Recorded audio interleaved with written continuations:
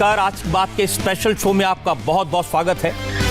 आज बजट का दिन है और आज जब वित्त मंत्री निर्मला सीतारमण ने बजट पेश किया तो इंडस्ट्री ने, ट्रेड ने बहुत पॉजिटिव रिएक्ट किया। अगर सेंसेक्स को एक इंडेक्स माने तो शेयर बाजार तेजी से बढ़ा। ज्यादातर एक्सपर्ट्स ने, इंडस्ट्री के लोगों ने, बिजनेस के लोगों ने इसे पॉजिटिव बताया।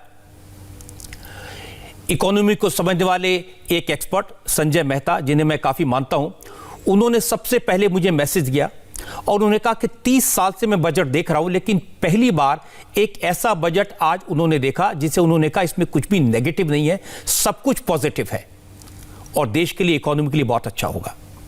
लेकिन तो भी बहुत सारे सवाल हैं और सबसे बड़ा सवाल यह है कि सरकार ने वादे बहुत सारे किए, योजनाएं बहुत बड़ी बड़ी बनाई हैं, लेकिन इन सब के लिए पैसा कहां से आएगा। और दूसरी बात है कि लोगों की जेब में पैसा नहीं है, लोगों की जेब खाली है और सरकार का खजाना खाली है, तो इसका इंतजाम कैसे होगा। आज जब निर्मला सीतारमण ने बजट पेश किया तो उनके सामने 3 बड़े चैलेंजेस थे। पहला, किसान धरने पर बैठे हैं और यह आज की तारीख में बड़ा सियासी सवाल भी है। तो आज वित्त मंत्री ने एमएसपी का पूरा खेल समझाया।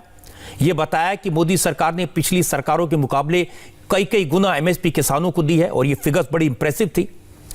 निर्मला सीतारमण ने एमएसपी जारी रखने का भरोसा दिया। मंडियों को मजबूत बनाने के लिए 1 लाख करोड़ के इंफ्रास्ट्रक्चर फंड का इंतजाम करने का प्लान किया। लेकिन क्या इससे किसान खुश हो जाएंगे? क्या किसानों की उम्मीदें पूरी होंगी? यह बड़ा सवाल है। यह आज हम निर्मला सीतारमण से पूछेंगे। वित्त मंत्री के सामने एक और बड़ा चैलेंज है कोरोना के संकट का। लोग सोच रहे थे कि कोरोना टैक्स लगा देंगी, कुछ लोगों को उम्मीद थी कि निर्मला जी मुफ्त वैक्सीन का ऐलान कर देंगी। कोरोना के खिलाफ जंग के लिए निर्मला सीतारमण ने 35,000 करोड़ रुपए रखे हैं। हेल्थ सेक्टर को मजबूत करने के लिए पहली बार 2,38,000 करोड़ का फंड रखा है, 137% ज्यादा पहले से। लेकिन सवाल यह है कि कोरोना के कारण इकोनॉमी को जो डेंट लगा है वो कैसे खत्म होगा। जिस तरह से नौकरियां गई, क्या वो वापस आएंगी? और इस वक्त वित्त मंत्री निर्मला सीतारमण मेरे साथ हैं और उन्हीं से पूछते हैं कि सरकार का रोड मैप क्या है, जो बजट उन्होंने पेश किया उसका मतलब क्या है। निर्मला जी, बहुत बहुत स्वागत है आपका और सबसे पहले तो बहुत अभिनंदन। ऐसा बजट आपने पेश किया, लोग कह रहे हैं कि मुश्किल हालात में इससे अच्छा बजट नहीं हो सकता था। धन्यवाद रजत जी, आपके शो में मुझे बुलाने के लिए। और ये कोरोना के बाद बजट है, बहुत सारे वर्गों ने कोरोना के समय बहुत ही दिक्कत झेलना पड़ा। और जैसे आप बोल रहे हैं कि रोजगार से बहुत सारे वंचित रहे, इन सब को मन में रखते हुए और जहां हम खर्च उठाने में, जैसे इकोनॉमिक्स में बोलते हैं, मल्टीप्लायर इफेक्ट जहां होगा वहां खर्च करने में फायदा ज़्यादा होने का संभावना रहता है। इसीलिए हमने इस रास्ते को चुनाया जिसमें पब्लिक एक्सपेंडिचर इंफ्रास्ट्रक्चर बिल्डअप करने के लिए जब उपयोग करते हैं, उसमें से उदाहरण के लिए इकोनॉमिस्ट बोलते हैं हर 1 रुपया के लिए 2 रुपया 2.5 रुपया का वैल्यू मिलता है। इसीलिए उस रास्ते पे चलते हुए हमने इतने बड़े रकम इंफ्रास्ट्रक्चर बिल्डिंग के लिए घोषणा की है, जिससे प्रोजेक्ट कमेंस करने से पहले से रोजगार बढ़ेगी। प्रोजेक्ट लगातार 2 साल, 3 साल, 5 साल तक जब तक चलेगा, उस समय तक रोजगार साइकिल रहते जाते हैं। इसीलिए एसेट क्रिएशन भी होता है और रोजगार भी बढ़ते हैं। लेकिन निर्मला जी, जितने और जब कंस्ट्रक्शन के समय, जी आप अपनी बात पूरी कर लीजिए। हाँ जी, हाँ, कंस्ट्रक्शन के समय कोर इंडस्ट्रीज का मटेरियल के लिए जो ऑर्डर प्लेस करते हैं, सीमेंट के लिए, स्टील के लिए, उन सब में भी उन कंपनियों में, उन सेक्टर्स में, इंडस्ट्रीज में, छोटे से लेकर बड़े तक उनके डिमांड, उनके प्रोडक्ट्स के डिमांड बढ़ने में उनके मैन्युफैक्चरिंग भी बढ़ेगी, जहां दोबारा रोजगार भी बढ़ेगी। इसको ही कहते हैं वर्चुअस साइकिल, एक के लिए दूसरा, दूसरा से तीसरा, ऐसे बढ़ते जाने में पूरे इकोनॉमी उठेगी। इसीलिए मल्टीप्लायर इफेक्ट को एक मापदंड मानते हैं खर्च उठाने के लिए। सुझाव है हमारे विपक्षियों का कि सीधा जनता के हाथ में पैसे डालो। नहीं, वो इसलिए भी कह रहे हैं निर्मला जी, क्योंकि देखिए उदाहरण है, अमेरिका ने, चाइना ने, इंग्लैंड ने लोगों के हाथ में पैसा दिया। अमेरिका ने तो $2000 हर अमेरिकन को दिया। तो जब लोगों के हाथ में पैसा होगा, खरीदने की ताकत होगी, तभी तो इकोनॉमी बढ़ेगी। लेकिन आपने तो कुछ नहीं दिया। नहीं, ये गलत है रजत जी। प्रधानमंत्री गरीब कल्याण योजना अनाउंस जब हुआ 48 आवर्स के अंदर, लॉकडाउन अनाउंस होने के बाद, तब बड़े मात्रा में नहीं, सम लिमिटेड एक्सटेंट बहुत गरीब, बुजुर्ग, विकलांग, इन सब को हम पैसा उनके अकाउंट में डायरेक्ट बेनिफिट ट्रांसफर के द्वारा भेजे थे। उसमें एक लेसन हमें मिला कि लोग जिनको पैसा मिला है तुरंत उसको उपयोग नहीं किए, क्योंकि उसमें गलती नहीं है, उनको मैं दोषी नहीं ठहरा रही हूं, क्योंकि अनसर्टनिटी है, क्या आने वाले 1 महीने में, 2 महीने में और गड़बड़ हो जाएगा, इसीलिए उसको सेव करके बैठते हैं। वो भी है विषय। इसीलिए इतना सीधा साधा सॉल्यूशन नहीं है जनता के हाथ में पैसा डालो। और मैं कंट्री का नाम ले रही हूं, जो कंट्री 15% तक उनके जीडीपी का खर्च उठाए और लोगों को फरलो करते हैं, जॉब से निकालना नहीं है, उसके लिए इंसेंटिव देते हैं, इतना भी खर्च करने के बाद अभी बोल रहे हैं across the board tax increase करने वाले हैं। हम टैक्स को टच भी नहीं किया, किसी चीज का प्राइस को बढ़ाया नहीं। इसीलिए हर एक सरकार उनके अपने देश के परिस्थिति को समझकर उसके अनुसार कुछ सॉल्यूशंस निकालते हैं। लेकिन जितने भी प्लान्स आपने निर्मला जी बताए हैं ना, ये सब लॉन्ग टर्म प्लान है। अब लोग कह रहे हैं कि तकलीफ तो आज है, दर्द तो आज है, और आप कह रहे हैं कि दवाई अगले साल मिलेगी। हाँ जी, प्रोजेक्ट नहीं, प्रोजेक्ट तुरंत शुरू होने से पहले से ही जॉब्स मिलता है। वो प्रोजेक्ट चाहे 2 साल के बाद कंप्लीट होएगा, तब तक कुछ ना कुछ एक्टिविटी रहते हैं। ये नहीं है कि 2 साल के बाद ही उसका फायदा हमें मिलेगा। प्रोजेक्ट कंस्ट्रक्शन में, जैसे मैंने एक्सप्लेन किया, तब ही तुरंत साइट क्लियरेंस से लेकर के पोर्ट बिल्डअप करने के लिए, मटेरियल मंगवाने के लिए से बहुत सारे डिमांड तब से शुरू होता है। तो ये जो आपने जो प्रोजेक्ट्स बताए हैं, एक स्कीम बताई हैं, तो बहुत इंप्रेसिव। अब हेल्थ के लिए 2,38,000 करोड़ का बजट आपने बताया। Surface transport ministry, infrastructure 1,18,000 crore बताया। फिगर्स अच्छी हैं, बड़ी हैं, इंप्रेसिव हैं, लगता है बहुत अच्छा है। लेकिन इकोनॉमिस्ट है, वो पूछते हैं इतना पैसा आएगा कहां से? बजट घाटे का है और हिस्टोरिकल डेफिसिट है, इतना डेफिसिट कभी रहा नहीं। मगर पता नहीं कौन आपको डेफिसिट के ऊपर इतना स्ट्रांगली कहे हैं। हमें तो पहले बोला गया कि आप करेंसी प्रिंट करो, फिस्कल डेफिसिट के ऊपर चिंता ना करो, रेटिंग एजेंसी के ऊपर चिंता ना करो, आप खर्च करो। अभी सडनली ये कौन लोग हैं बोलते हैं कि ओए फिस्कल डेफिसिट इतना हो गया। नहीं, ये सही नहीं है। खर्च करना है। मैं भी 2 महीने पहले ही खुलेआम बोली कि खर्च करना है, बड़े मात्रा में करना है, और अगर मैं अभी नहीं करती हूं फिर ग्रोथ को पोस्टपोन कर रही हूं, जब हमें ग्रोथ आज ही चाहिए। पैसा कहां से आएगा? इसलिए खर्च करना सही है, हम संकोच नहीं किए। पैसा कहां से आएगा निर्मला जी इसके लिए? हाँ, जरूर, इसका वो प्रश्न है, और इसके लिए मैं कैलेंडर इस साल भी अनाउंस किया बोरोइंग का, अगले साल भी अनाउंस कर रहे हैं बोरोइंग का। रिजर्व बैंक के साथ हमारे लगातार बातचीत चल रही है। रीजनेबल रेट में बोरो करने के लिए रिजर्व बैंक के द्वारा बहुत सारे चर्चा हो रही है, इसीलिए बोरोइंग जरूर करेंगे और उसके जिम्मेदारी तरीके से बोरोइंग का नंबर बहुत ज्यादा बढ़ते जाना नहीं है, इसीलिए एक हद तक बोरो करो, फिर फिस्कल डेफिसिट को धीरे धीरे कम करके आना, जिससे इकोनॉमी का ग्रोथ में रुकावट पैदा ना हो, मगर जरूर कम करते फिस्कल डेफिसिट को नीचे ले आना।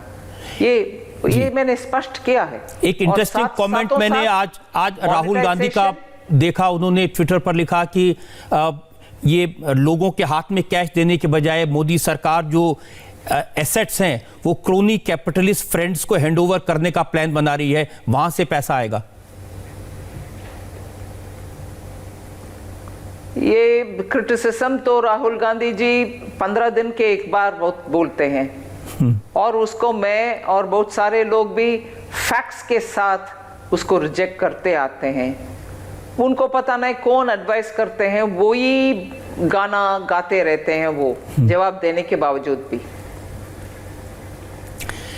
लेकिन ये तो सच है कि पोर्ट्स को बेच देंगे, एयरपोर्ट को बेच देंगे, बहुत सारी चीजें जो नेशनल एसेट्स हैं वो बेचे जाएंगे। नेशनल एसेट्स आइडल रहने में किसका फायदा? नेशनल एसेट्स जब गवर्नमेंट चलाना नहीं सक रही है, उसको ऐसे के ऐसे रखने में किसका फायदा? और नेशनल एसेट्स पब्लिक मनी लगातार जब उसमें से कुछ भी नहीं निकल रहा, ऊपर से लॉस में चलता है, कितने साल तक अब पब्लिक टैक्स पेयर पैसा को उसमें लगातार कुएं में डालने जैसे डालते जाओगे? अगर उसको एक भारतीय सिटीजन को या जॉइंट वेंचर कंपनी को, क्या कुछ भारत देश के ऑपरेटर को सेल करके उसको चालू रखने में इकोनॉमी का फायदा है कि बंद कारखाना से इकोनॉमी का फायदा है? और उसको अगर कोई चलाने लायक वाले लेते हैं, चलाते हैं प्रोफेशनली, उससे फायदा है कि आइडल पड़ने में फायदा है? या नुकसानदायक चलाने वाले सरकार में जहां उनका स्पेशलिज्म नहीं है, उनके हाथ में रखना फायदेमंद है? ये सब भी सोचना चाहिए। एयर इंडिया के विषय बहुत क्लासिक उदाहरण है। उसमें आप सरकार एयरलाइंस चला नहीं सकती थी। जी नहीं, आपने ठीक कहा कि जो ऐसे एसेट्स हैं जो फायदा नहीं दे रहे उनको बेचना है, लेकिन डिसइन्वेस्टमेंट का वादा एयर इंडिया का आपने नाम लिया, ये तो पिछले बजट में भी इसका जिक्र किया था, लेकिन कुछ हुआ नहीं। हाँ, हुआ नहीं, मैं मानती हूं। इसलिए हुआ नहीं कि जुलाई 19 बजट के बाद धीरे धीरे इकोनॉमी स्लो होने लगे, डिमांड कम होने लगे, लिक्विडिटी का शॉर्टेज था, उसको हम सही करके अक्टूबर में जिला जिला जाकर के बैंक के द्वारा लोन वगैरह क्रेडिट एक्सटेंशन करने के लिए हमारे एफर्ट्स थे। उस समय मार्केट में जाकर के एक एयरलाइन जैसे एक प्रोडक्ट को सेल करना उतना आसान वाले काम नहीं है। जितना पैसा मिल रहा है उतना ही सेल करो, डेस्परेशन में सेल करो। टैक्स पेयर के पैसा है उसमें। आखिर पार्लियामेंट में खड़े होकर के जिम्मेदार जवाब देने के समय नहीं जो पैसा आया मैंने ले लिया क्योंकि मैंने बोल दिया बजट में, ये तो नहीं बोल सकती हूँ। समय सही, मार्केट सही, अच्छा रेट मिलने का जब पॉसिबिलिटी है तब जरूर सेल करेंगे। तो ये जो डिसइन्वेस्टमेंट नहीं हो पाया कोरोना की वजह से नहीं हो पाया, क्योंकि पूरे दुनिया में ये मुसीबत थी? कोरोना से पहले से भी दिक्कत थे, इकोनॉमी के स्लोइंग डाउन के वजह से, और स्टॉक मार्केट भी इतना जोरदार नहीं था उस समय, बहुत ही धीमी गति में जा रहे थे, इसीलिए उस समय नहीं हो पाया। फिर कोविड आया, मगर कोविड के समय हम प्रोग्रेस दिखाए एयर इंडिया में। EOA एक्सप्रेशन ऑफ इंटरेस्ट तक पहुंचे, अभी शॉर्टलिस्ट भी हो गया है इंटरेस्टेड पार्टीज का। कोरोना का जिक्र आपने किया है, अब आपने 35,000 करोड़ रुपए रखे हैं अपने बजट में वैक्सीन के लिए, तो क्या उम्मीद करें कि लोगों को वैक्सीन फ्री मिलेगी? देखते हैं, क्योंकि अभी तक corona warriors, frontline workers, police, arm forces, sanitation workers, ambulance drivers, इनको तो हम दे रहे हैं, डॉक्टर्स, इनको तो हम मुफ्त में ही दे रहे हैं। निर्मला जी, कोरोना की वजह से बहुत सारे लोगों की नौकरी चली गई। कुछ लोग कहते हैं करोड़ों में इनकी संख्या है, कुछ लोग कहते हैं कि 10 करोड़ लोगों का रोजगार चला गया, और जिनके पास नौकरी है उन्हें पूरी तनख्वाह नहीं मिल रही है, पूरी सैलरी नहीं मिल रही है। तो इन लोगों के लिए क्या सोचा आपने? मैं आत्मनिर्भर भारत के समय ही जिन लोगों को उद्योग से, उनके रोजगार से हटाया गया, उनको वापस लेने में सरकार एम्प्लॉयर्स को पेंशन, उनका एम्प्लॉय का पेंशन 2 साल तक भरने के लिए एक स्कीम ले आए, जिसमें जितने भी वर्कर है उनको, जिनको हटाया गया उनको वापस लो और उनका पीएफ हम भरेंगे। ऐसे सरकार एक स्कीम ऑलरेडी अनाउंस कर चुके हैं। और इसके अलावा अभी जापान के साथ और यूएई के साथ जो एग्रीमेंट हुआ है, उसमें थोड़ा और स्किल का ट्रेनिंग दे करके उधर जिन जिन जॉब्स का अपॉर्चुनिटी है उधर को भी हम अप्लाई करने के लिए, एम्प्लॉयमेंट अपॉर्चुनिटी उनको देने के लिए स्किल ट्रेनिंग एक्सटेंड कर रहे हैं। इसके अलावा shipping, flagging of shipping in Indian waters, वो प्रमुख एम्प्लॉयमेंट अपॉर्चुनिटी जनरेट करने के लिए ही वो अनाउंस किया है हमने। एक और विषय, mega textile parks, textile sector में जॉब का लेबर इंटेंसिव है, वो उधर भी जॉब क्रिएट करने के लिए ही अगले 3 साल में 7 मेगा टेक्सटाइल क्लस्टर का घोषणा हुआ है। आज रियल एस्टेट के कुछ लोगों की शिकायतें मैंने सुनी, उन्होंने कहा कि सबसे ज्यादा एम्प्लॉयमेंट रियल एस्टेट में, बिल्डिंग्स में जब बनती हैं उसमें होता है, उसके लिए बजट में कोई खास प्रोविजन नहीं है। नहीं, वो इनबिट और रेट का बेनिफिट किनको मिलेगा? इनबिट मतलब इन्वेस्टमेंट इन इंफ्रास्ट्रक्चर, ये ना रियल एस्टेट में ये जो इन्वेस्ट करते हैं उनको हम बेनिफिट दिया, वो रियल एस्टेट सेक्टर के लिए ही रेट है ना। सॉवरेन फंड्स जो इन्वेस्टमेंट के लिए आते हैं वो प्रॉपर्टीज में ही इन्वेस्ट करते हैं, उनको भी राहत दी और वो भी एक्सटेंड हुआ। अफोर्डेबल हाउसेस के लिए राहत दी, प्रोमोटर्स ऑफ अफोर्डेबल हाउसेस उनको भी राहत दी। ये सब बिल्डर्स नहीं है, ये सब रियल एस्टेट नहीं है। एक आज सुना मैंने बात, शायद वो थोड़े लाइटर वेन में कही गई थी, उन्होंने कहा कि एक तरफ तो रोजगार चला गया, ऊपर से हमारी जो 15 साल पुराना स्कूटर होगा या कार होगी या 20 साल पुरानी गाड़ी होगी वो सब स्क्रैप हो जाएगा, 1 करोड़ गाड़ियां कचरा बन जाएंगी। वो वॉलंटरी है भैया, आप पुराना गाड़ी के साथ जीना चाहते हो तो जियो, मैं थोड़ी कंपल कर रही हूं। आपके स्कूटर बिकना नहीं है तो रखो, पोल्यूशन क्रिएट करने वाले स्कूटर रखिए जी, वॉलंटरी स्कीम है, आपके ऊपर कुछ पाबंदी नहीं है। और जो नई गाड़ी खरीदेंगे उसके लिए पेट्रोल डीजल पर सेस लगा दिया, आप लोग कह रहे हैं कि पेट्रोल डीजल के दाम बढ़ जाएंगे, गरीबी में आटा गीला।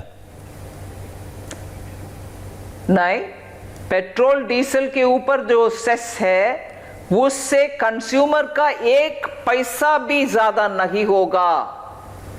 वो सेस जो एडिशनल एक्साइज ड्यूटी के ऊपर लगाया गया वो सिर्फ एक रीएडजस्टमेंट है एग्रीकल्चरल इंफ्रास्ट्रक्चर के लिए, उससे पैसा लेने का।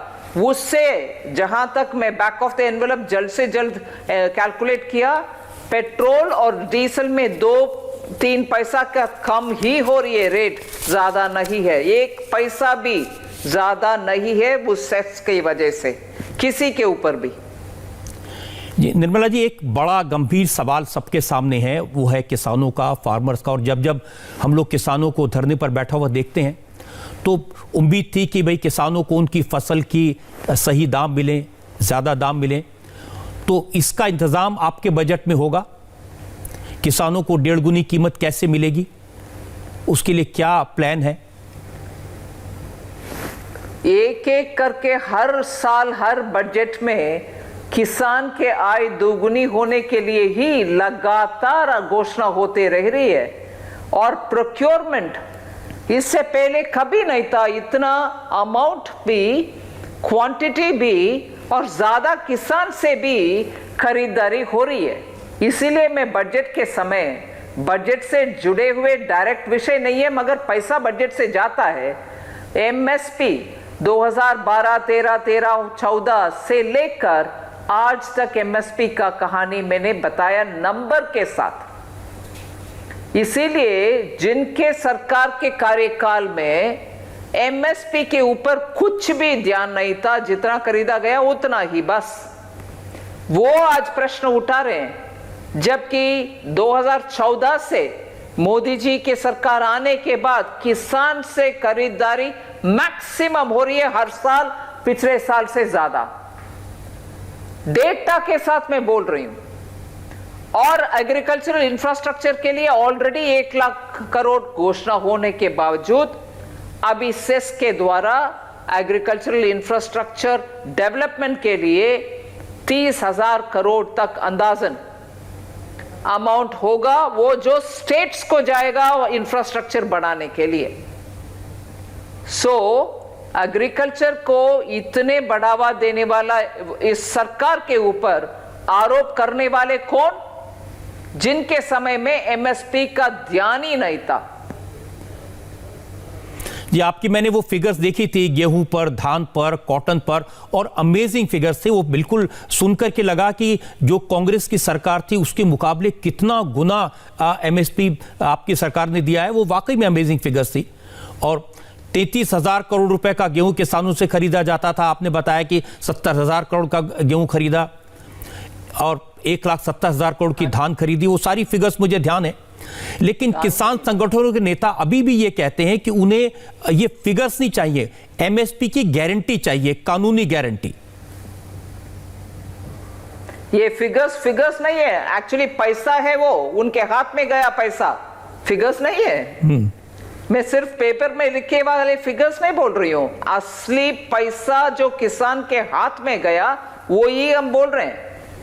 फिर भी उनको अगर मन में शक है, मंत्री नरेंद्र सिंह तोमर जी तो तैयार है, हर दिन तैयार है, खंडवार चर्चा करने के लिए तैयार है। मैं इनवाइट करती हूं, किसान भाई प्लीज आइए, बात करिए उनसे, हमें कुछ संकोच नहीं है बात करने में। अभी निर्मला जी परिस्थितियां क्या बदली हैं कि पहले तो उनका आंदोलन सिर्फ किसानों का आंदोलन था, अब सारे पॉलिटिकल पार्टीज जो मोदी विरोधी हैं वो किसानों के साथ खड़े हो गए और आज भी कह रहे हैं कि सरकार ने किसानों के लिए कुछ नहीं किया और बजट में कुछ बड़ा किया होता तो इसका असर दिखाई देता। ये बड़ा नहीं है जो किया अब तक एमएसपी खरीदारी, फिर भी उनको अभी तक कोई उनका क्रिटिसिज्म को सुनने के लिए तैयार नहीं थे। चुनाव में उनको बुरी तरह हार मिल रहा है। अभी कुछ किसान आए मन में शक लग और डाउट के साथ, उनके साथ जाकर खड़े होकर के ये समझ रहे हैं कि मोदी जी के खिलाफ वो प्रोटेस्ट कर रहे हैं। किसान अगर उनके मन में डाउट है, हम आंसर करने के लिए तैयार हैं।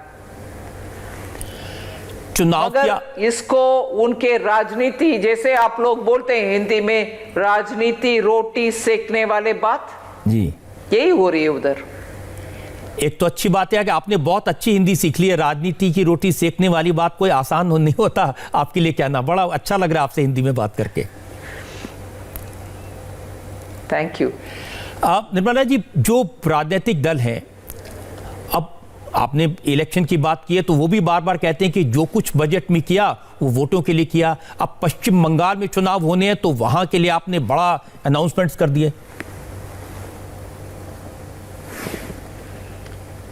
रजत जी, जो इंफ्रास्ट्रक्चर में खर्च करना है उससे सबका फायदा है। लॉन्ग टर्म में भारत देश में अच्छा इंफ्रास्ट्रक्चर भी मिलेगा, आज रोजगार भी मिलेगा, पैसा जनता के हाथ में भी जाएगा और खर्च करने वाले सरकार है, इसीलिए वो अच्छा रास्ता है। उसमें अगर मान लीजिए एक जगह से दूसरी जगह एक रोड चलता है, बीच में 100 किलोमीटर एक राज्य के द्वारा जाता है, उस राज्य में चुनाव है, क्या क्योंकि चुनाव हो रही है मैं उस काम को रोक कर बैठूं? घोषणा करने में क्या दिक्कत है? हाँ, चुनाव वाले स्टेट्स में प्रोजेक्ट्स कर रहे हैं, जरूर घोषणा करेंगे जिससे सबका बेनिफिट है। आप करो, आप भी सरकार में थे, महाराष्ट्र में आप सरकार में हैं, आज तक उधर फैसिलिटी जितना कोरोना पेशेंट्स को लिए देना है वो दे रहे हैं क्या? इसमें कुछ संकोच करना या शर्म करने के लिए बात नहीं है। रोड्स लेके जा रहे हैं, पोर्ट्स लेके जा रहे हैं, इलेक्ट्रिसिटी लेके जा रहे हैं, इसमें गलती क्या है? जनता को देने वाली जिम्मेदारी हर सरकार को है। अगर हम सरकार में आएंगे वो जनता को ये भी करेंगे, यही तो ना किया। महाराष्ट्र के वोटर को कुछ गुमराह नहीं कर रहे। महाराष्ट्र का रिएक्शन आज मैंने देखा, उन्होंने कहा कि जिस राज्य से सबसे ज्यादा जीएसटी आती है, इतना पैसा आता है, उस राज्य के लिए तो कुछ नहीं किया निर्मला जी ने। जिस राज्य से जीएसटी ज्यादा आता है उस राज्य में वो स्टेट्स खुद उनके अपने हेल्थ का विवरण देखना चाहिए था। मुझे कुछ भेदभाव इसके रूपरेख, जिस स्टेट से जीएसटी ज्यादा आता है उनके लिए खर्च पर करूं, जो स्टेट्स वीक है उनको खर्च नहीं करूं, ऐसे भेदभाव करना मुझे नहीं आता। पूरे हर भारतीय राज्य में सभी फैसिलिटी देना हमारे कर्तव्य है, करना ही है।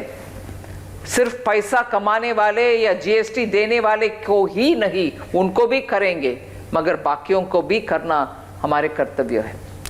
जिनको नहीं दिया उनको अच्छा नहीं लग रहा, लेकिन जिनको दिया उनको भी अच्छा नहीं लग रहा। ममता बनर्जी को दिया पश्चिम बंगाल के लिए, तो उनका कहना है कि इलेक्शन में फायदा उठाने के लिए निर्मला जी ने यह कर दिया, बाकी बजट तो बिल्कुल बेकार है।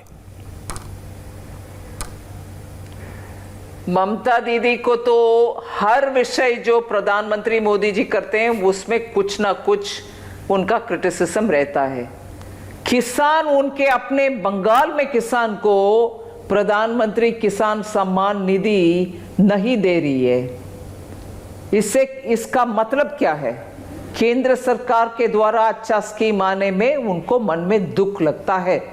अरे हमारे किसान के हाथ में मोदी जी का स्कीम का पैसा जाना, और जाने में उन लोगों को कहाँ उनके ऊपर थोड़ा और रिस्पेक्ट बढ़ जाएगा, अपने आप के ऊपर रिस्पेक्ट इतना नहीं होएगा। ऐसे कैलकुलेशन के जरिए जो उनके अपने नागरिक को मिलना चाहिए उसको मिलना नहीं दे रही है और वंचित कर रही है, वंचित रख रही है। सचमुच उनके अपने बंगाल के नागरिक के ऊपर अगर ध्यान है तो ऐसे रास्ता चुनना सही नहीं है। लेकिन ये तो सही है कि आज जब आपने भारतीय है, आज जो आपने करोड़ों रुपए पश्चिम बंगाल के लिए इंफ्रास्ट्रक्चर के लिए दिए, तो नजर तो यही है कि उससे वोट मिले, फायदा हो बीजेपी को।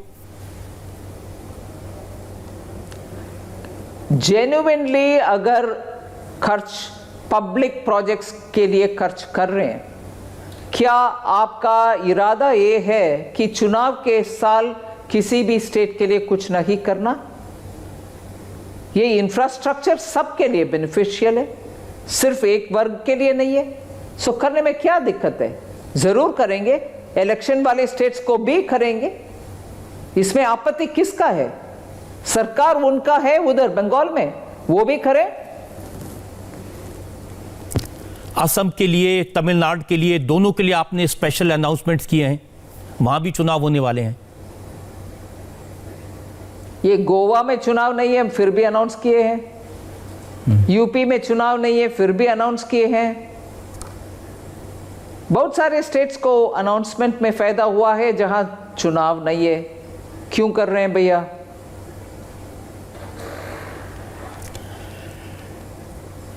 बात आपकी बिल्कुल ठीक है, अगर आपने बाकी स्टेट्स के लिए भी कही, लेकिन इन पर ज्यादा नजर गई है और खासतौर से जो विरोधी दल के लोग हैं उनको ये ज्यादा दिखाई दे रहा है। उनको चुनाव हो चुनाव नहीं हो, उनको गवर्नेंस नहीं आता। एक परिवार के लिए काम करने वाले पार्टी या एक उनके अपने पर्सनल के लिए काम करने वाले पार्टी या उनके नेतृत्व को चुनौती देने वाले किसी को सहना नहीं है। डेमोक्रेसी में ऐसे पार्टी, इनको तो लगता है कि भैया ये कर दिखा रहे हैं हर विषय में, उज्ज्वला हो, एलईडी लाइट हो, बिजली का कम हो, बिजली भी गांव तक पहुंचना हो, ये सब हो रही है। हम तो कर नहीं पा रहे हैं। पिछले 3 टर्म से लगातार जीत कर आने के बाद भी हमारे परफॉर्मेंस रिकॉर्ड 0 है। इसलिए मन में इनसिक्योरिटी और फियर, उसके वजह से क्रिटिसिज्म है। जी, एक सवाल ये भी लोगों ने पूछा है, और क्योंकि आप तो रक्षा मंत्री रही हैं, डिफेंस मिनिस्टर भी रही हैं, इस बार रक्षा बजट में डिफेंस का जो बजट है उसके लिए कुछ खास नहीं हुआ, और ऐसे वक्त पर जब सीमाओं पर खतरा है चारों तरफ से, चाइना से, पाकिस्तान से। वो सही नहीं है बात। डिफेंस का बजट, जैसे प्रेस कॉन्फ्रेंस के समय हमारे सेक्रेटरी भी बोले, 3 हिस्से में देखना चाहिए।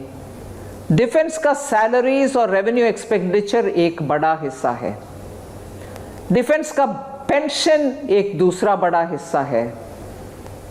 पहला हिस्से में रेवेन्यू एक्सपेंडिचर भी जोड़ना चाहिए, और तीसरी बड़ा कैपिटल एक्सपेंडिचर, जिससे बड़े बड़े अस्त्र खरीदे। कैपिटल एक्सपेंडिचर बढ़ गए हैं। इन दोनों को कंपेयर ना करते हुए आप अगर सिर्फ कैपिटल बजट देखेंगे डिफेंस का, वो तो इंक्रीज ही हुआ। और फिनांस कमीशन के रिकमेंडेशन जो है कि नॉन लैप्सेबल फंड डिफेंस के लिए कुछ कर सकते हैं तो करिए, उसको हमने इन प्रिंसिपल एक्सेप्ट किए हैं, मगर कैसे हम उसको लागू करवाना, उसके ऊपर बहुत ही चर्चा होना है। उसके बाद ही वो फ्रेमवर्क आएगा। डिफेंस का बजट कम नहीं हुआ। जब आप रक्षा मंत्री थी तब मैंने देखा था, उस समय फैसले लिए गए थे कि डिफेंस प्रोडक्शन हमारे यहाँ होगा, आत्मनिर्भर भारत की दिशा में एक कदम था। तो आज क्या ऐसे कदम आपके बजट में उठाए हैं जो भारत को आत्मनिर्भर और बनाएंगे? बजट से पहले ही हमने आत्मनिर्भर भारत की घोषणा करने के समय डिफेंस का प्रोडक्शन, उसमें कम से कम 200 आइटम्स को स्मॉल एंड मीडियम इंडस्ट्री के लिए रिजर्व करके रखें, जिसमें इंपोर्ट विदेश से आने का नहीं है, ये प्रावधान है। और बहुत सारे आइटम जहां इंडिया में प्रोडक्शन हो रही है डिफेंस के संबंधित विषय, उसको इंपोर्ट कम करने के लिए उनमें बहुत सारे रेस्ट्रिक्शन भी लगाए। और आपने देखा अनाउंसमेंट, हिंदुस्तान एरोनॉटिकल लिमिटेड के ऑर्डर अभी एयरफोर्स ने दिया है। तेजस एयरक्राफ्ट्स, जो उस समय तो 2-3 साल पहले से शुरू हुआ बात, उसका अच्छा हुआ अभी ऑर्डर दे दिया HAL को, वो 83 तेजस एयरक्राफ्ट बनाने के लिए। ये सब आत्मनिर्भर करने के लिए ही डिफेंस में, डिफेंस प्रोडक्शन में कदम उठाया गया। जी निर्मला जी, एक सवाल फाइनल क्वेश्चन मैं इस देश की महिलाओं की तरफ से, जो हाउस वाइफ्स हैं उनकी तरफ से, आपने उनके लिए बजट में क्या दिया? जो महिलाएं घर चलाती हैं, कोरोना की वजह से जिनका बजट बहुत सीमित हो गया, बहुत प्रेशर्स हैं, उनके लिए क्या? नहीं, महिला के लिए नहीं है, मतलब परिवार के लिए हमने बहुत सोचा है, उसमें महिला भी बेनिफिट करेंगे। और एक स्पेसिफिक महिला का बेनिफिट, अगर महिला रोजगार चाहती है, बाहर जाके जॉब करना चाहती हैं, उनके लिए रूल्स में बहुत रिलैक्सेशन भी हमने करवाए। और टेक्सटाइल सेक्टर में ज़्यादातर महिला ही काम करते हैं, उनके लिए 7 मेगा टेक्सटाइल पार्क का कर रहे हैं। महिला के पोषण के लिए पोषण अभियान चला रहे हैं, जिसमें महिला का न्यूट्रिशनल लेवल्स के लिए सरकार मुफ्त उनके लिए बहुत सारे कर रही है। 4th, अफोर्डेबल हाउसिंग खरीदने के लिए, अपने ऊपर एक छत रखने के लिए जो चाहते हैं, उनके लिए बहुत फैसिलिटीज दिए हैं। अफोर्डेबल हाउसिंग के लिए टैक्स कंसेशन, अफोर्डेबल हाउसिंग के लिए इंटरेस्ट सबवेंशन, और बहुत सारे रियायत ऐसे दिए हैं। इसीलिए महिला का उज्ज्वला 1 करोड़ महिला को गैस सिलेंडर देने का एक्सटेंड करें। 8 करोड़ महिला को पहले मिला, अभी एक और करोड़ के लिए एक्सटेंड कर रहे हैं उज्ज्वला गैस सिलेंडर। ये सब महिला के लिए नहीं है क्या? बिल्कुल महिला के लिए ही कर रहे हैं। जी निर्मला जी, बहुत बहुत धन्यवाद, आपने बहुत अच्छे जवाब दिए और इसलिए खास तौर पर आपको धन्यवाद कहता हूं कि इतनी अच्छी हिंदी आपने बोली है और इतनी अच्छी तरह से समझाया। बहुत बहुत धन्यवाद आपका। धन्यवाद जी रजत जी। जी निर्मला सीतारमण वित्त मंत्री, जो बजट इन्होंने बनाया, जिन परिस्थितियों में बनाया, वो कोई आम परिस्थितियां नहीं है। देश पिछले 1 साल से कोरोना के संकट से जूझ रहा है। 1 साल के दौरान इंडस्ट्री बंद रही, सरकार की आमदनी के रिसोर्सेज लिमिटेड हो गए और खर्चे अनलिमिटेड। हर हिंदुस्तानी को खाना खिलाने की जिम्मेदारी सरकार पर थी। फाइनेंस मिनिस्ट्री को पैसा देना था। सरकार पिछले 1 साल के दौरान 5 आर्थिक पैकेज के तौर पर 5 मिनी बजट पेश कर चुकी है। हमने निर्मला जी को 5 बार सुना डिटेल में बताते हुए। 20 लाख करोड़ के पैकेज का उन्होंने ऐलान किया था और फिर बजट के लिए बचा क्या था? तो लोगों को लग रहा था कि अब निर्मला जी जब बजट पेश करेंगी तो टैक्स पेयर्स पर थोड़ा प्रेशर डालेंगी, टैक्स का दायरा बढ़ जाएगा, इनडायरेक्ट टैक्सेशन बढ़ा दिए जाएंगे, जरूरी चीजों के अलावा वो आइटम से वो महंगे हो जाएंगे। ये सबको डर था। इंफ्रास्ट्रक्चर सेक्टर को लगता था कि अब रफ्तार कम हो जाएगी, सब्सिडीज कम हो जाएंगी। लेकिन निर्मला सीतारमण ने कमाल किया, ऐसा कुछ नहीं किया। और इसीलिए मुझे लगा ये पॉजिटिव बजट है, इसमें कोई नेगेटिविटी नहीं है। प्रधानमंत्री नरेंद्र मोदी ने जो सोचा वो निर्मला सीतारमण ने इंप्लीमेंट किया। किसी पर कोई बोझ नहीं डाला, महंगाई को नहीं बढ़ाया, और ये बहुत बड़ी बात है। सरकार ने अपनी इनकम के नए रास्ते खोजे, रोजगार के नए रास्ते बनाए, वोकल फॉर लोकल को ध्यान में रखा और आत्मनिर्भर भारत की दिशा में कदम आगे बढ़ाए। आज प्रधानमंत्री नरेंद्र मोदी ने इसीलिए निर्मला सीतारमण का अभिनंदन किया, उनकी खुलकर तारीफ की। वर्ष 2021 का बजट असाधारण परिस्थितियों के बीच पेश किया गया है। इसमें यथार्थ का एहसास भी और विकास का विश्वास भी है। कोरोना ने दुनिया में जो प्रभाव पैदा किया, उसने पूरी मानव जाति को हिलाकर रख दिया है। इन परिस्थितियों के बीच आज का बजट भारत के आत्मविश्वास को उजागर करने वाला है और साथ ही दुनिया में एक नया आत्मविश्वास भरने वाला है। आज के बजट में आत्मनिर्भरता का विजन भी है और हर नागरिक, हर वर्ग का समावेश भी है। जाहिर है ये बजट प्रधानमंत्री नरेंद्र मोदी के डायरेक्शन पर बना था, उनकी उम्मीदों का बजट था। उन्होंने कहा इससे विकास के नए रास्ते खुलेंगे और उन्होंने कहा कि नौकरियां पैदा होंगी, लोगों को रोजगार मिलेगा और फिर विकास के पथ पर देश तेजी से आगे बढ़ेगा। हम इस बजट में जिन सिद्धांतों को लेकर चले हैं वो हैं ग्रोथ के लिए नए अवसरों, नई संभावनाओं का विस्तार करना, युवाओं के लिए नए अवसरों का निर्माण करना, मानव संसाधन को एक नया आयाम देना, इंफ्रास्ट्रक्चर निर्माण के लिए नए नए क्षेत्रों को विकसित करना, आधुनिकता की तरफ आगे बढ़ना, नए सुधार लाना। साथियों, नियमों और प्रक्रियाओं को सरल बनाकर आम लोगों के जीवन में ईज ऑफ लिविंग को बढ़ाने पर इस बजट में जोर दिया गया है। ये बजट इंडिविजुअल्स, इन्वेस्टर्स, इंडस्ट्री और साथ ही इंफ्रास्ट्रक्चर सेक्टर में बहुत सकारात्मक बदलाव लाएगा। ऐसे बजट देखने को कम ही मिलते हैं जिसमें शुरू के 1-2 घंटों में ही इतने सकारात्मक रिस्पांस आए।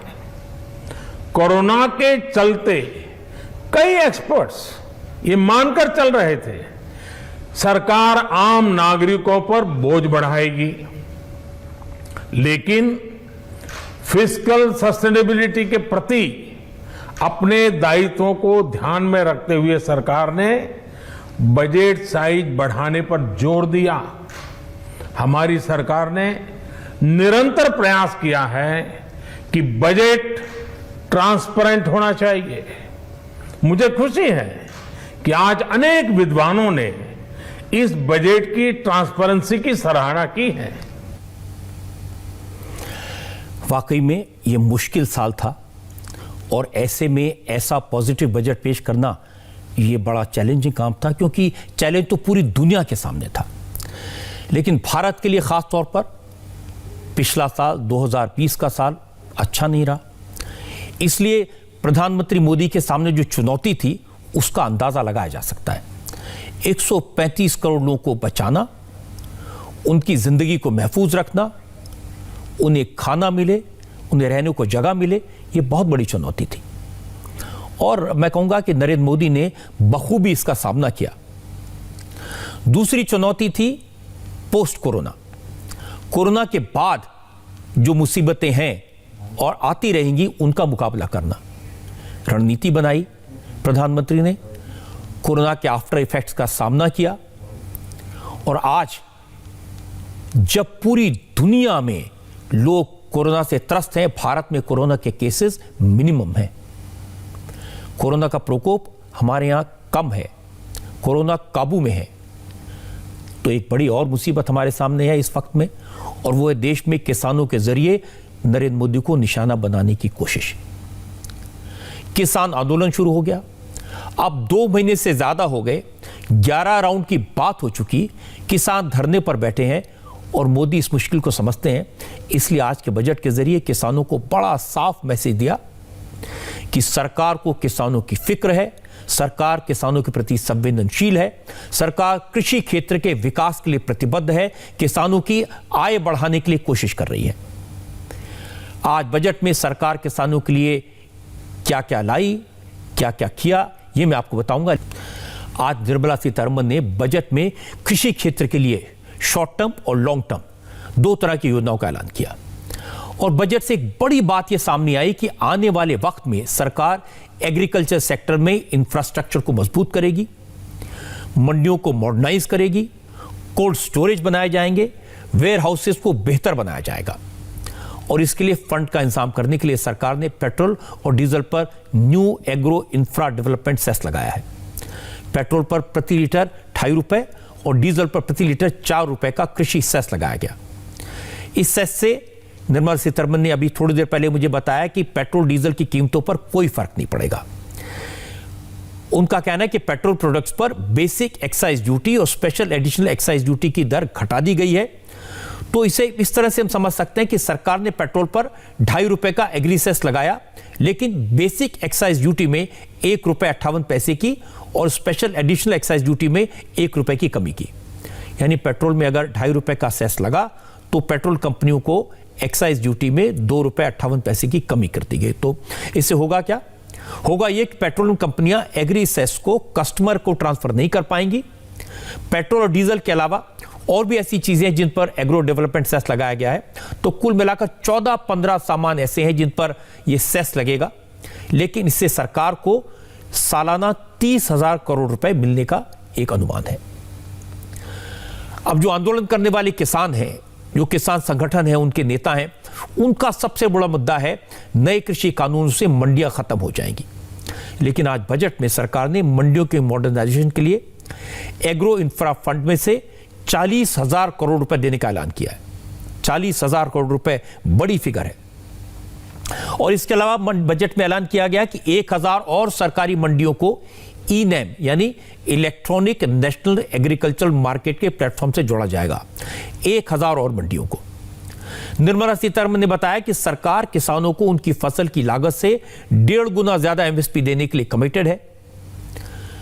उन्होंने कहा कि कांग्रेस की सरकार के वक्त किसानों को रबी की फसल का करीब 33,000 करोड़ रुपए का भुगतान किया गया था, जो अब डबल हो गया है।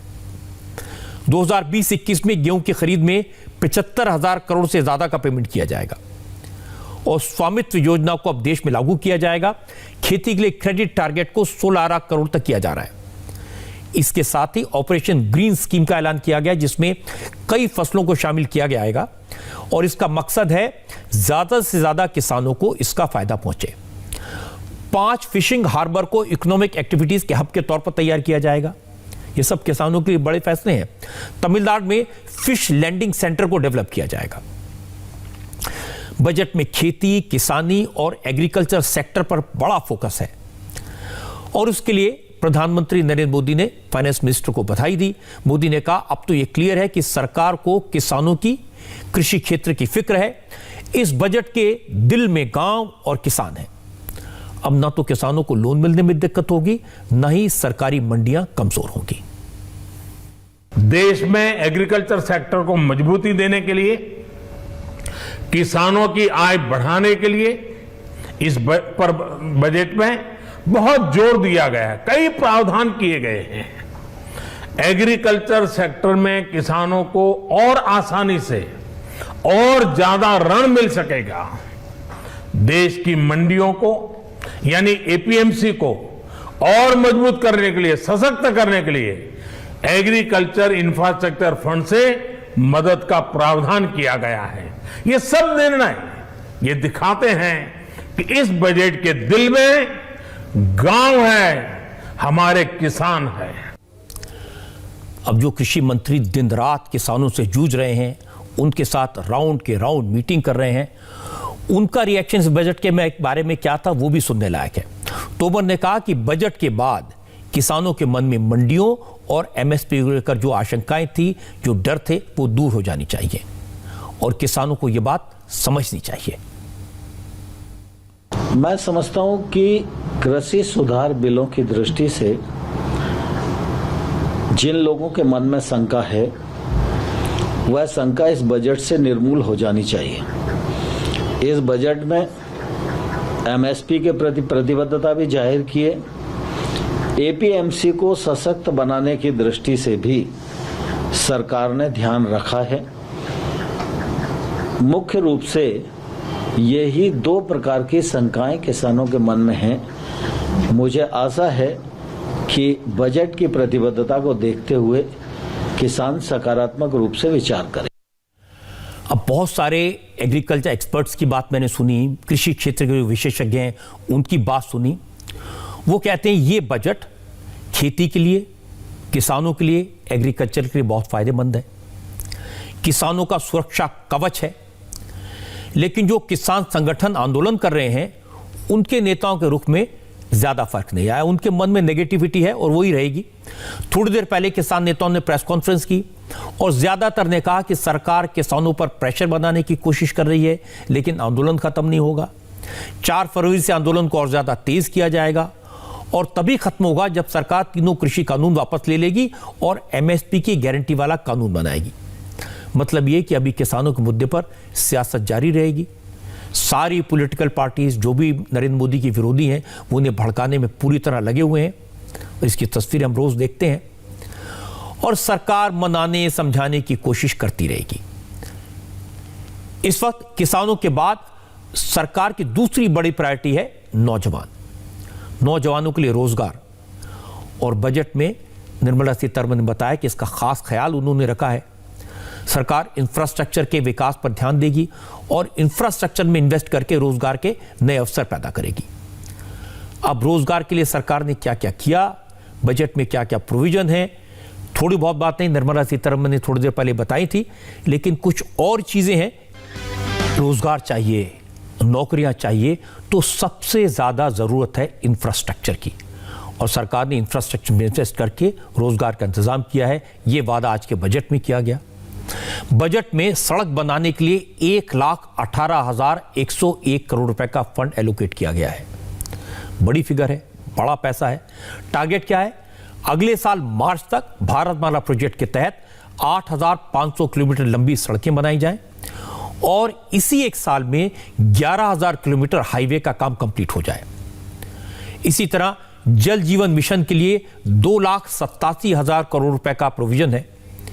स्वच्छ भारत मिशन के लिए 1,41,000 करोड़ और आत्मनिर्भर भारत के लिए 1,97,000 करोड़ निर्धारित किए गए हैं। रेलवे के लिए 1,10,000 करोड़ और एयर पोल्यूशन से निपटने के लिए 2,217 करोड़। ग्रामीण विकास के लिए 1,33,690 करोड़ और एमएसएमई सेक्टर को 15,000 करोड़ और सरकारी बैंकों को भी अलग से 20,000 करोड़ का फंड मिला है। सरकार ने छोटे उद्योगों को बढ़ावा देने के लिए कई कदम उठाए और इसके अलावा सरकार ने पोर्ट्स को डेवलप करने के लिए 2,000 करोड़ रुपए रखे हैं, जबकि डिजिटल इंडिया के लिए 3,700 करोड़। ये सारे क्षेत्र ऐसे हैं जिनका मैंने जिक्र किया, जिनसे रोजगार पैदा होंगे। इसीलिए अब से थोड़ी देर पहले जब निर्मला सीतारमण मुझसे बात कर रही थी तो उन्होंने कहा कि अगर सरकार इंफ्रास्ट्रक्चर में 1 रुपया इन्वेस्ट करती है तो उसे 2.5 रुपए का फायदा होता है। और बड़ी बात उन्होंने ये बताई कि जब इंफ्रास्ट्रक्चर में पैसा लगाया जाता है तो जिस वक्त प्रोजेक्ट तैयार होता है उस वक्त भी रोजगार तैयार होता है, उस वक्त भी रोजगार में मिलता है, और जब प्रोजेक्ट पूरा होता है, प्रोडक्शन शुरू हो जाता है, तब भी रोजगार मिलता है। इस मल्टीप्लायर इफेक्ट का उन्होंने जिक्र किया था और कहा कि उनकी सरकार ने, नरेंद्र मोदी ने इसी फॉर्मूले को अपनाया है। अब ये बजट इंफ्रास्ट्रक्चर के जरिए नौकरियों का इंतजाम कैसे करेगा, इसको और समझ लेते हैं। अलग अलग सेक्टर्स को कैसे मजबूत करेगा, इसको मैं आपको एक एग्जाम्पल के जरिए समझाता हूं। आज ये बजट में ऑटो सेक्टर को लेकर एक बड़ा ऐलान हुआ। सरकार ने व्हीकल स्क्रैप की पॉलिसी की घोषणा की है। अब अगर आपकी 20 साल पुरानी गाड़ी फिटनेस टेस्ट में फेल हो गई तो कचरा हो जाएगी, कबाड़ हो जाएगी, इसे स्क्रैप कर दिया जाएगा। कमर्शियल व्हीकल ओनर्स के लिए ये टाइम लिमिट 15 साल है, यानी ट्रक है, हैवी व्हीकल्स हैं, 15 साल के बाद इन्हें नहीं चलाया जा सकेगा। इस पॉलिसी से surface transport minister Nitin Gadkari वो बड़े खुश हैं। गडकरी ने बताया कि इस वक्त हमारे देश में करीब 4.5 लाख करोड़ की ऑटो इंडस्ट्री है, लेकिन अगले साल तक इसे 6 लाख करोड़ का बनाने का प्लान है। व्हीकल स्क्रैपेज पॉलिसी इसमें एक अहम रोल अदा करेगी। गडकरी ने कहा कि कभी देश में 51 लाख ऐसे प्राइवेट व्हीकल्स हैं जो 20 साल पुराने हैं और 34 लाख हैवी व्हीकल्स हैं और 17 लाख मीडियम हैवी व्हीकल्स हैं जो 15 साल पुराने हो चुके हैं। इसका मतलब इन गाड़ियों को फिटनेस टेस्ट करवाना पड़ेगा।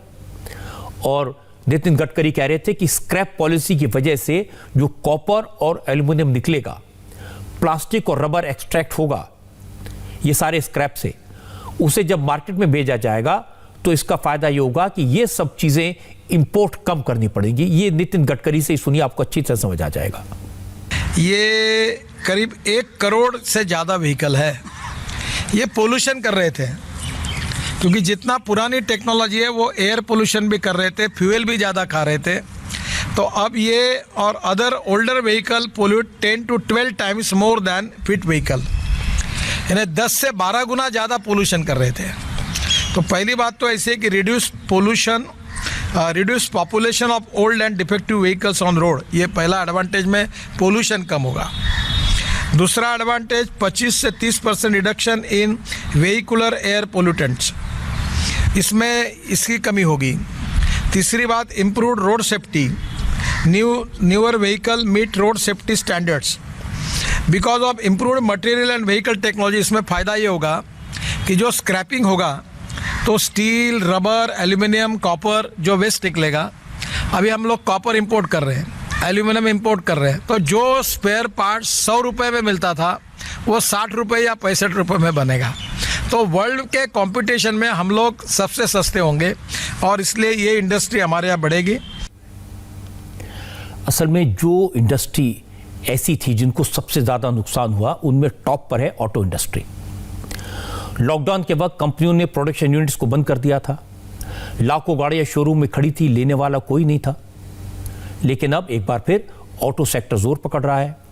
ऑटो सेक्टर को और रफ्तार देने के लिए इस साल के बजट में ये बड़ा ऐलान हुआ है। वैसे ऑटो सेक्टर के एक्सपर्ट्स तो कहते हैं कि अगर व्हीकल स्क्रैप पॉलिसी सही तरीके से लागू हो गई तो कम से कम 50,000 करोड़ रुपए का रेवेन्यू जनरेट हो सकता है। इसके अलावा स्क्रैप पॉलिसी से पॉल्यूशन को सबसे बड़ा फायदा होगा, पर्यावरण का फायदा होगा। पॉल्यूशन के कारण हमारे देश में हर साल 15 लाख से ज्यादा लोग अपनी जान दे देते हैं, मौत हो जाती है। पिछले 20 साल में पॉल्यूशन से डेथ रेट डबल हो गया है। अब इसकी कोई कीमत नहीं लगाई जा सकती, इसकी कोई वैल्यू नहीं लगाई जा सकती, लेकिन ये बड़ा फायदा है। पिछले साल के फिगर्स मैंने देखे, पिछले साल हमारे देश में एयर पोल्यूशन की वजह से 17 लाख से ज्यादा लोगों की मौत हुई। स्क्रैप पॉलिसी का मकसद है ये फिगर कम हो, ये आंकड़ा कम हो। इसके अलावा आज हेल्थ सेक्टर के लिए सरकार ने क्या क्या किया, ये भी समझने की जरूरत है। हेल्थ को लेकर सबका कंसर्न है, कोरोना के बाद तो खास तौर से। तो इसके बारे में आपको याद होगा, जब कोरोना का क्राइसिस हुआ था तो नरेंद्र मोदी ने कहा था जान है तो जहान है। तो जान बचाने के लिए नरेंद्र मोदी ने इस बजट में क्या किया, निर्मला सीतारमन ने हेल्थ सेक्टर के बजट में 137% की बढ़ोतरी की। हेल्थ बजट 94,000 करोड़ रुपए का हुआ करता था, इसे बढ़ाकर 2,30,000 करोड़ रुपए किया गया। यह रिकॉर्ड है, हिस्ट्री में ऐसा कभी नहीं हुआ। बजट में पीएम आत्मनिर्भर स्वस्थ भारत योजना शुरुआत कर दी गई है। इस योजना के तहत 64,180 करोड़ रुपए खर्च होंगे और यह पैसा 6 साल में खर्च होगा।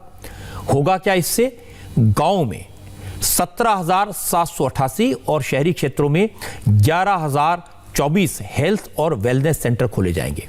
यानी हेल्थ और वेलनेस सेक्टर के लिए बड़ा मौका होगा। कोरोना वैक्सीनेशन के लिए बजट में 35,000 करोड़ रुपए का फंड है, जिसका जिक्र मैंने निर्मला सीतारमन से किया था। बजट में 11 राज्यों के सभी 3,382 ब्लॉक्स में इंटीग्रेटेड पब्लिक हेल्थ लैब्स बनाने का ऐलान किया गया है। पहले हमारे लैब्स थी ही नहीं। इसके अलावा 75,000 गांव में हेल्थ सेंटर खोले जाएंगे, सभी जिलों में जांच केंद्र खोले जाएंगे, 602 जिलों में क्रिटिकल केयर हॉस्पिटल खुलेंगे। National centre for disease control और इंटीग्रेटेड हेल्थ इन्फो पोर्टल को और मजबूत किया जाएगा। 15 हेल्थ इमरजेंसी ऑपरेशन सेंटर्स और 2 मोबाइल हॉस्पिटल खोले जाएंगे। सरकार ने national institute of world health बनाने की घोषणा की है। 9 बायो लैब बनाई जाएंगी। कोरोना की वजह से 4 इंस्टीट्यूट ऑफ वायरोलॉजी भी बनाए जाने का ऐलान किया है। हेल्थ सेक्टर में इतना बड़ा बदलाव पहले कभी नहीं हुआ। ये सब बातें हैं, लेकिन मुझे लगता है कि सरकार के सामने 3 बड़े चैलेंजेस हैं: हेल्थ सेक्टर, एग्रीकल्चर और इंफ्रास्ट्रक्चर में मंदी। ये तीनों सेक्टर सरकार के लिए बड़ी चुनौती हैं। कोरोना के संकट ने यह समझाया कि देश में हेल्थ इंफ्रास्ट्रक्चर तो है ही नहीं। न टेस्टिंग की सुविधाएं थी, न पीपी किट हमारे यहां बनती थी।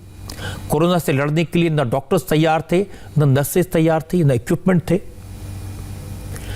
रूरल इलाकों में तो प्राइमरी हेल्थ सेंटर भी नहीं थे। बड़े बड़े हॉस्पिटल में आईसीयू नहीं थे, ऑक्सीजन के लिए जगह नहीं थी। 1 साल के दौरान जिस तरह से देश में इस कमियों को पूरा किया, ये बहुत बड़ी बात है।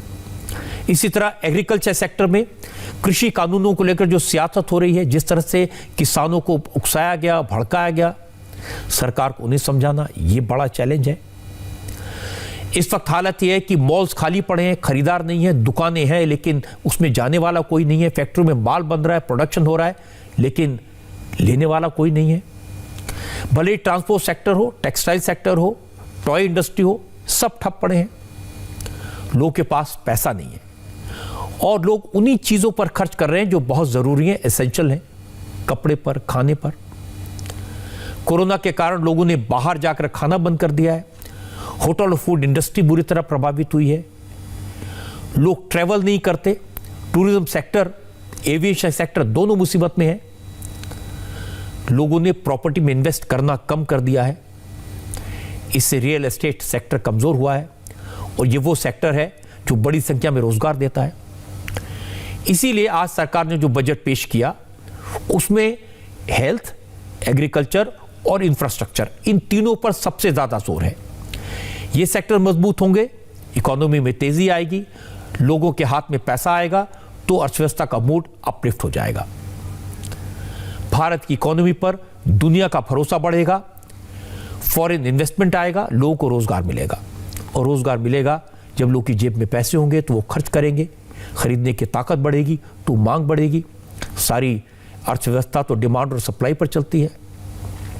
जब मांग बढ़ेगी तो इन्हीं बाजारों में, इन्हीं मॉल्स में जो सोने पड़े हैं वह रौनक आ जाएगी, इकोनॉमी सुधरेगी। सरकार ने यही पहिया घुमाने की भरपूर कोशिश की है। भले ही विरोधी दल इसे कहें कि यह बजट में कुछ नया नहीं है, लेकिन मुझे लगता है कि ये बजट पॉजिटिव है। इसके ज़रिए बहुत कुछ नया करने की कोशिश की गई है। भारत को अपने पैरों पर खड़ा करने का प्रयास है। आत्मनिर्भर भारत के मिशन को आगे बढ़ाया गया है और ऐसा भारत बनेगा जिस पर हमें सबको गर्व होगा।